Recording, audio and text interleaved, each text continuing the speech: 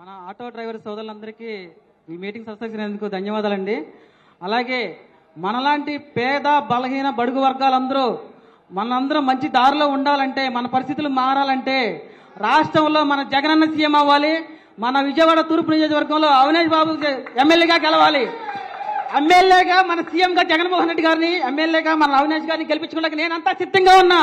మీరు సిద్ధమా? సిద్ధమా?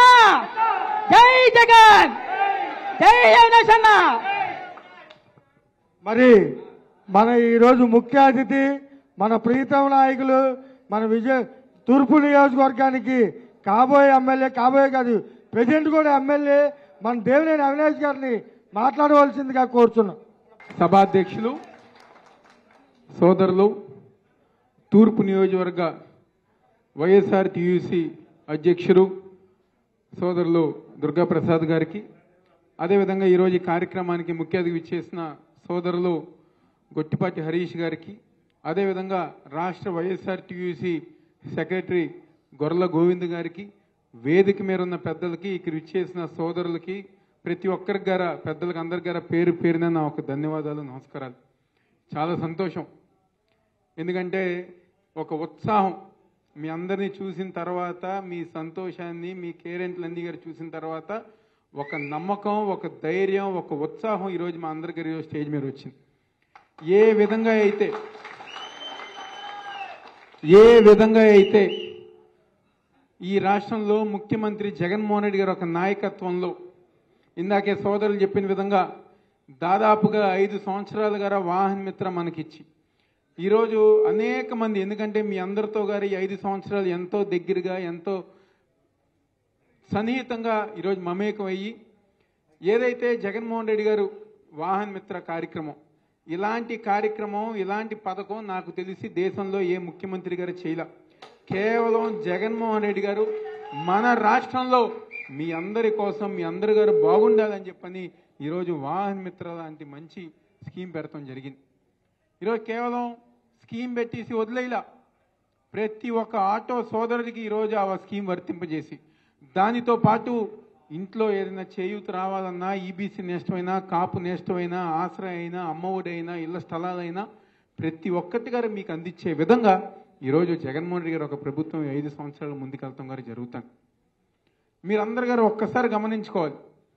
గత 5 సంవత్సరాలు తెలుగుదేశం ప్రభుత్వంలో ఏ విధంగా, ఇందాకే దుర్గా చెప్పారు, మనకు కావాల్సిన సంక్షేమ కార్యక్రమాలు వాళ్ళు ఏం చేయాల.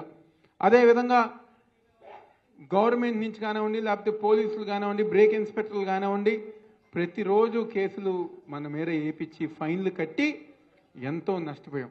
కానీ ఈరోజు జగన్మోహన్ రెడ్డి గారు ఒక ప్రభుత్వంలో నిర్మమాటంగా ఆటో సోదరుల్ని ఇబ్బంది పెట్టకూడదని చెప్పని ఏదైతే ఆయన ఆదేశాలు ఇచ్చారో దానికి అనుగుణంగా ఈ రోజు గారు ప్రతి ఒక్కరి గారు కొనసాగే విధంగా ముందుకెళ్తాం గారు జరుగుతాను. మీరందరూ ఒక్కసారి గమనించండి.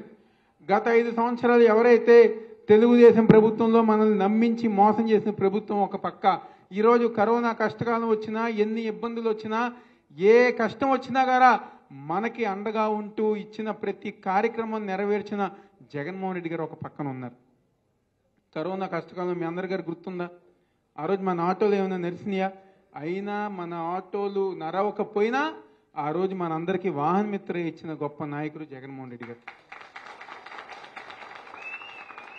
నాతో చాలా మంది చెప్పారు, 2 సంవత్సరాలు బాబు మేము ఎన్నో ఇబ్బందులు పడ్డాం, ప్రయాణికులు లేక, బయట తిరగలేక, ఇంట్లోనే పరిమితం. ఎందుకంటే చాలా మంది ఆటో సోదరులందరూ కూడా ఏ రోజు మనకొచ్చే రోజుకొచ్చి 500, 1000 రూపాయలతోనే మన కుటుంబం గడిపించుకోవాలి.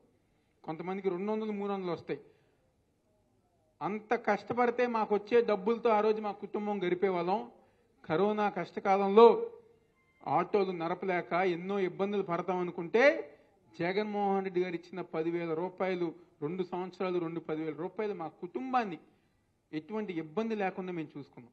కేవలం మీరే కాదు, చాలా మంది మధ్యతరగతి కుటుంబాలు, ఆ దిగువనున్న కుటుంబాలు, చాలా మంది పనులు చేసిన వాళ్ళు, రోజువారీ చేసిన వాళ్ళు చెప్పారు, కరోనా కష్టకాలంలో పనులు లేక ఎన్నో ఇబ్బందులు పెడితే ఆ ఇంట్లో నేనైనా లేకపోతే మా మిస్సెస్ అయినా పని చేసుకుంటేనే మా ఇల్లు గడుస్తుంది అనుకుంటే, ఆ సమయంలో జగన్మోహన్ రెడ్డి గారు ఇచ్చిన సంక్షేమ పథకాలు 2 సంవత్సరాలు మా కుటుంబాన్ని కాపాడుకున్నాయని చెప్పిన సందర్భంగా చెప్తున్నాను.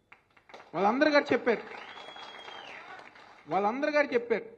ఏదన్నా అబద్ధం చెప్పాము మనం? చేసిన కార్యక్రమాలు చేసినట్టుగా దమ్ముగా ధైర్యంగా ఈరోజు మనందరం గారు చెప్పుకుంటూ ముందుకెళ్తాం గారు జరుగుతాం.